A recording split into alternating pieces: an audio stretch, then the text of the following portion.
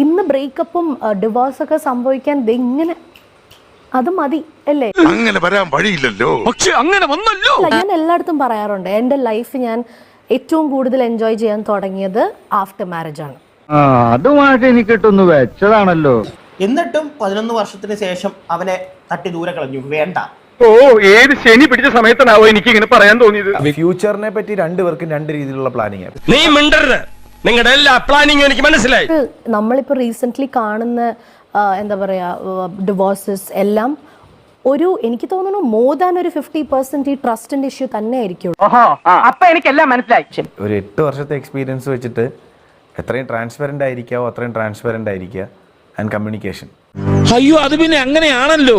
അവരുടെ പിന്നെ ഞാൻ പറയാതെ തന്നെ എന്റെ മുഖം ഒന്ന് മാറിയാൽ മനസ്സിലാക്കുന്ന ആളാണ്. നിന്നെ കുറിച്ച് ഇതിൽ കൂടുതൽ നുണ പറയാനൊന്നും എനിക്ക് വയ്യ.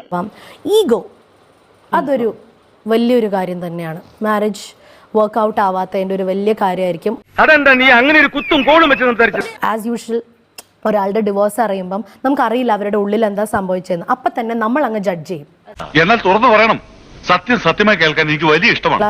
ഫോർ എക്സാമ്പിൾ, ജീവ has lot of girl fans. കുറെ പേരുണ്ട്.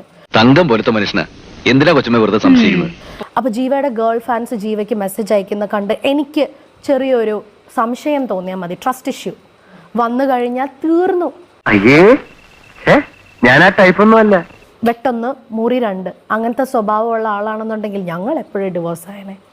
എന്തൊക്കെ ബഹളമായിരുന്നു. ഞാൻ ഏറ്റവും കൂടുതൽ എൻജോയ് ചെയ്യാൻ തുടങ്ങിയത് ആഫ്റ്റർ മാരേജ് ആണ്. Mood.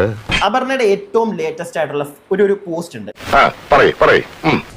And today I can genuinely say I am at peace. അതായത് ഞാനിപ്പോ സമാധാനത്തിലാണ്. എനിക്കറിയില്ല ഇവൻ ആരാന്ന്. അപ്പൊ ഇത്രയും കാലം സമാധാനത്തിലല്ലായിരുന്നോ? എന്തായാലും എല്ലാവർക്കും നല്ല ചീത്തപ്പേര് കിട്ടിയിട്ടുണ്ട്.